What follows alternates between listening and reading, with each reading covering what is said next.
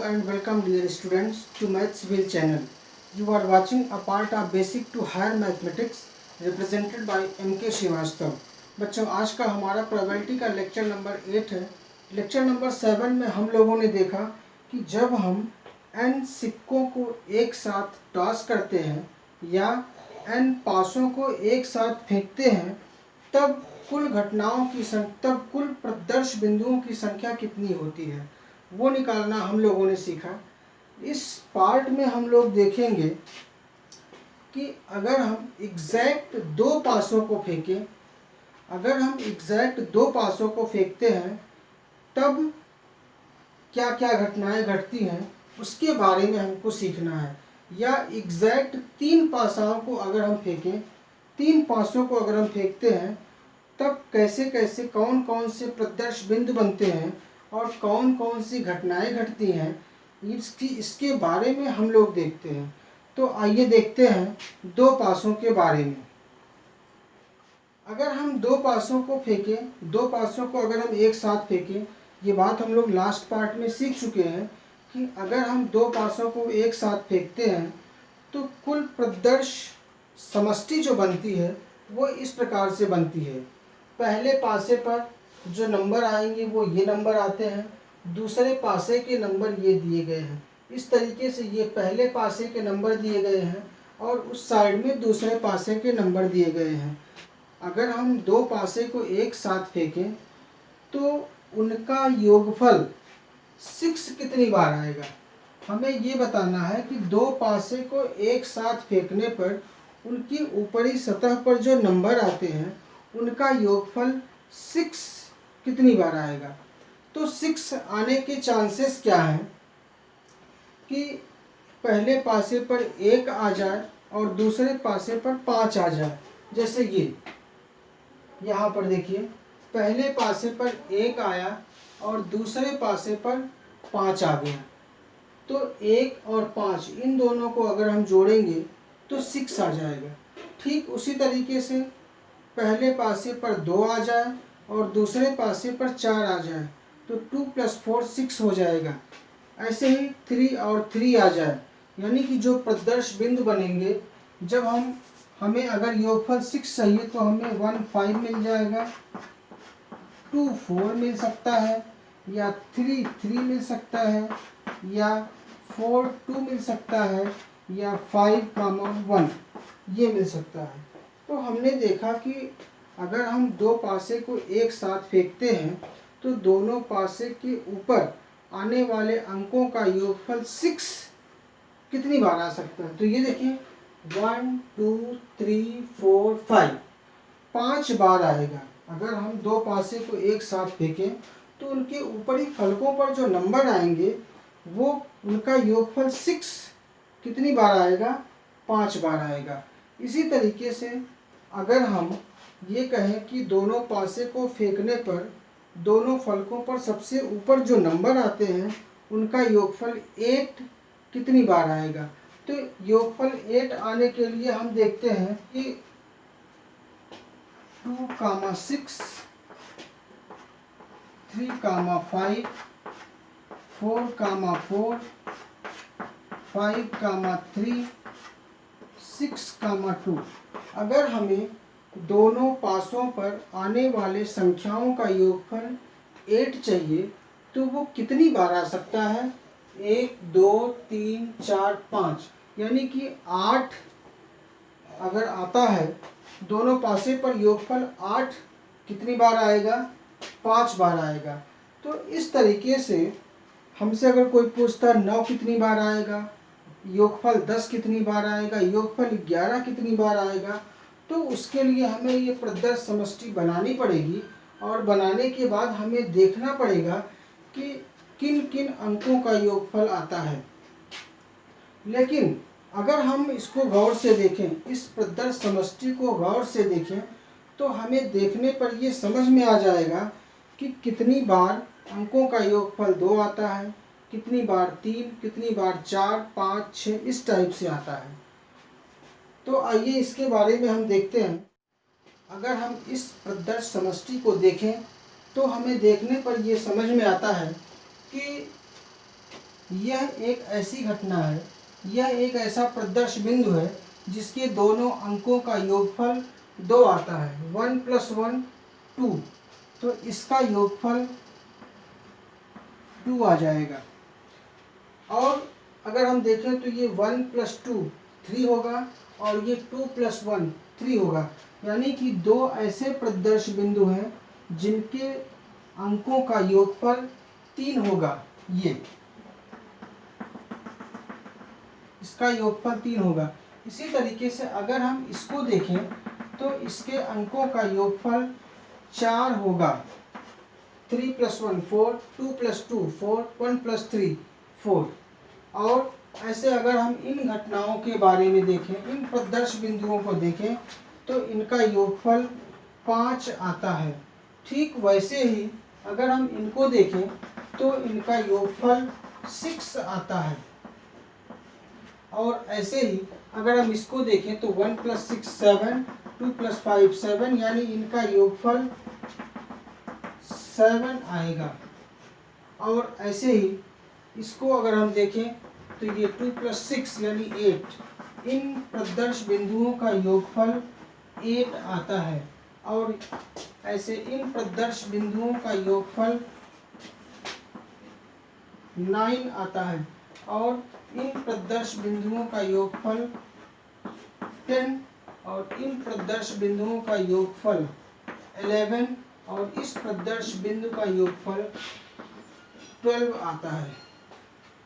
हम ये देखते हैं कि दो कितने ऐसे प्रदर्श बिंदु हैं जिनका योगफल 2 आता है। केवल एक ऐसा प्रदर्श बिंदु है जिनका योगफल 2 आता है। 3 ऐसे कितने प्रदर्श बिंदु हैं जिनका योगफल 3 आता है, तो 1 और 2। 2 ऐसे प्रदर्श बिंदु हैं जिनका योगफल 3 आता है। ऐसे 1 2 3, 3 प्रदर्श बिंदुओं का योगफल 4 आता है। 1 2 3 4, 4 प्रदर्श बिंदुओं का योगफल 5 आता है। तो ठीक इनसे हम समझ लेते हैं कि किस प्रकार से हम इसको याद कर सकते हैं। बार बार इस प्रदर्श समष्टि को बनाना और काउंट करना वो हमारे लिए बहुत ही नुकसानदेह होगा। तो इसके लिए एक छोटा सा टेबल हम बनाते हैं और उसी टेबल से हम इसको लर्न कर लेते हैं। हम ये देखते हैं कि अंकों का योगफल 2 3 4 5 6 7 8 9 10 11 12 ये अंकों के योगफल आते हैं। और हम ये भी देखते हैं कि सबसे छोटी संख्या 2 और सबसे बड़ी संख्या 12, इन दोनों अंकों का योगफल 14 होता है। 2 और 12 का योगफल 14 होता है। तो ये सबसे छोटी संख्या जितनी बार आएगी, सबसे बड़ी संख्या भी उतनी बार आएगी। यानी कि 2 और 12, 2 और 12 ये दोनों ही संख्याएं एक एक बार आती हैं। 2 और 12 दोनों ही संख्याएं, दोनों ही अंक योगफल एक एक बार आते हैं। ये देखिए 6 और 6 12, ये एक बार आया है। और ये 1 + 1 2, ये भी एक बार आया है। ठीक उसी तरीके से 3 और 11 ये दोनों, ये देखिए 3 एक 2 बार आया है, और ये 11 1 और 2 ये भी 2 बार आया है। तो 3 और 11 ये दोनों संख्याएं केवल 2 बार आई हैं। ठीक वैसे ही 4 कितनी बार आएगा, 1 2 3, और ये 4 और ये 10 ये भी 1 2 3 दोनों ही 3 बार आएंगे। तो इसकी आवृत्ति 3 होगी। इस 4 के बाद हम 5 की ओर बढ़ते हैं और इधर से 9 की तरफ बढ़ते हैं। तो 5 कितनी बार आएगा, 1 2 3 4, और ये 9 कितनी बार आएगा, 1 2 3 4। ये दोनों ही संख्याएं 5 और 9 दोनों ही संख्याएं 4 बार आती हैं। अब उधर से हम बढ़ते हैं 6 और इधर से बढ़ते हैं 8। 6 और 8 ये दोनों ही संख्याएं कितनी बार आती हैं, 6 और 8। 6 कितनी बार आएगा, 1 2 3 4 5। देखिए 1 + 5 6, 2 + 4 6, 3 + 3 6, 4 + 2 6, 5 + 1 6। तो 6 योगफल कितनी बार आता है, 1 2 3 4 5, 5 बार आएगा। ठीक वैसे 8 के बारे में अगर हम देखें तो 6 + 2 8, 5 + 3 8, 4 + 4 8, 3 + 5 8, 2 + 6 8। ये कितनी बार आएगा? 1 2 3 4 5, ये भी 5 बार आएगा। तो इसलिए हमने 6 और 8 को 5 बार लिखा। अब 7 अकेला बचता है। 7 कितनी बार आएगा? इधर से बढ़ेंगे 7, इधर से बढ़ेंगे तो 7।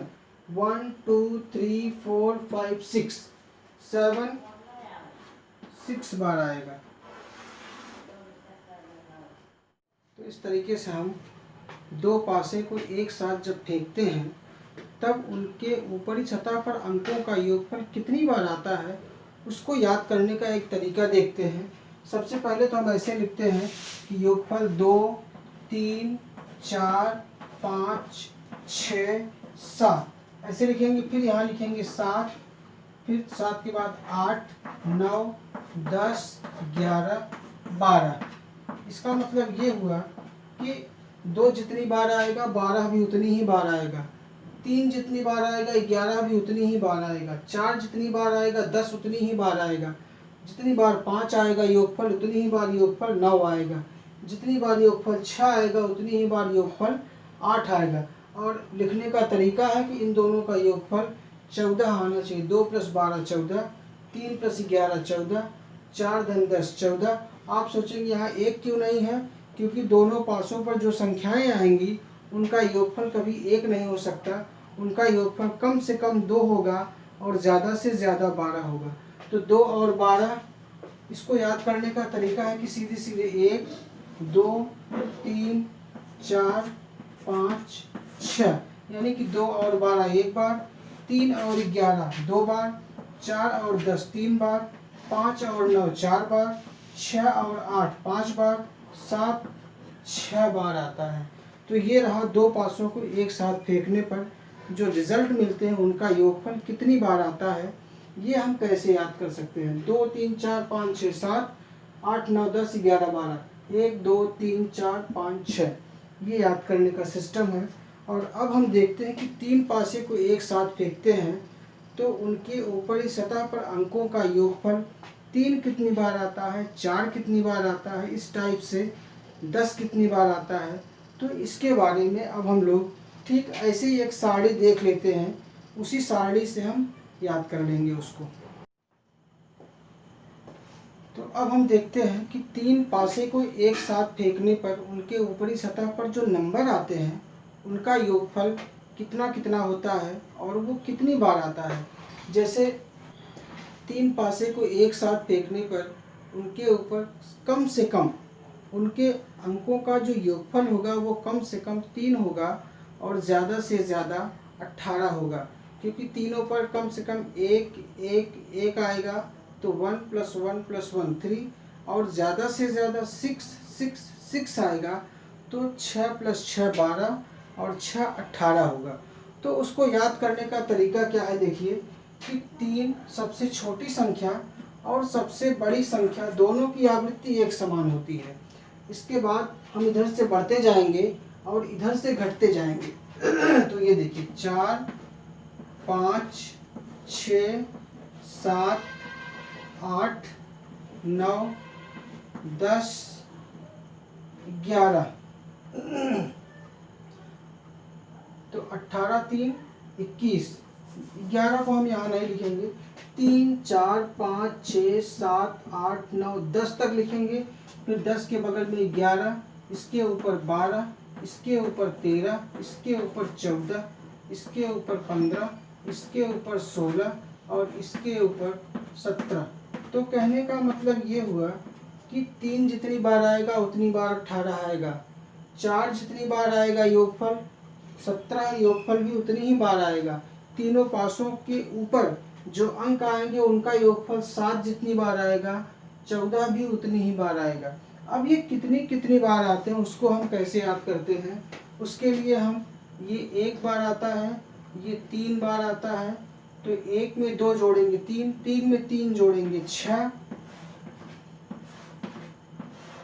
और फिर 6 में 6 जोड़ेंगे तो ये 12 बार होगा। 1 2 3 3 6 6 4 10, 10 में फिर 5 जोड़ेंगे 10 5 15, 15 में 6 जोड़ेंगे, 15 6 21, 21 4 25 और 25 2 27। इस तरीके से इसको याद करने का तरीका है कि 3 और 18 एक बार, 4 और 17 3 बार आएगा। और ये नंबर है, इनको याद करने का तरीका है कि 1 1 में 2 जोड़ेंगे, 3 3 में 3 जोड़ेंगे, 6 6 में 4 जोड़ेंगे, 10 10 में 5 जोड़ेंगे, 15 15 में फिर 6 जोड़ेंगे, 21 21 में फिर 4 जोड़ेंगे, फिर 2 जोड़ेंगे। तो इस तरीके से हम लोगों ने देखा कि जब हम 2 पासे को फेंकते हैं और 3 पासे को फेंकते हैं तो उनके ऊपर जो अंक आते हैं उनका योगफल कितना आता है और कितनी बार आता है, और उसके लिए हमने ये टेबल भी सीख लिया है।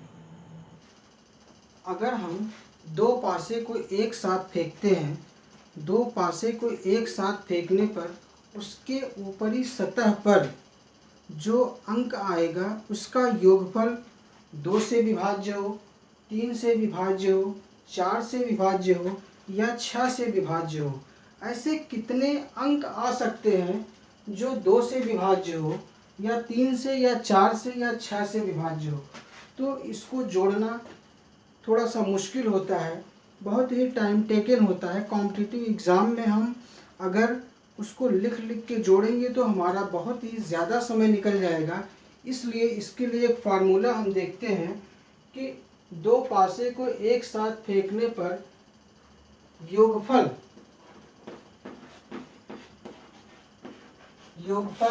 2 3 4 या 6 का गुणज आए। इसका फार्मूला होता है 36/n, जहाँ n का मान 2 3 4 या 6 होता है। तो इस तरीके से अगर कहा जाए कि 2 का गुणज कितना आएगा तो 36/2 18 हो जाएगा। 3 के गुणज कितने आएंगे, 36/3 12 हो जाएगा। 4 का गुणज कितना आएगा, 36/4 9 हो जाएगा। और 6 का गुणज कितना आएगा तो 36/6 6 हो जाएगा। तो इस तरीके से हम जब 2 पासे को एक साथ फेंकते हैं तो उनके ऊपरी सतह पर आने वाले अंकों का योगफल इन संख्याओं का गुणज होगा, वो कितनी बार आएगा, इस फार्मूले का यूज़ करके हम प्राप्त करते हैं। तो इस तरीके से हम लोगों ने देखा कि प्रायिकता के बारे में, प्रायिकता के पहले कुछ जो हमें सीखना था वो हम लोगों ने देखा। अगर ये बात आपकी समझ में आती है तो इस वीडियो को लाइक करें, अपने फ्रेंड्स में ज़्यादा से ज़्यादा शेयर करें, चैनल को सब्सक्राइब करें और बेल आइकन को ज़रूर प्रेस करें, जिससे कि आने वाले न्यू अपडेट्स का नोटिफिकेशन आपको तुरंत मिले। Thanks for watching this video.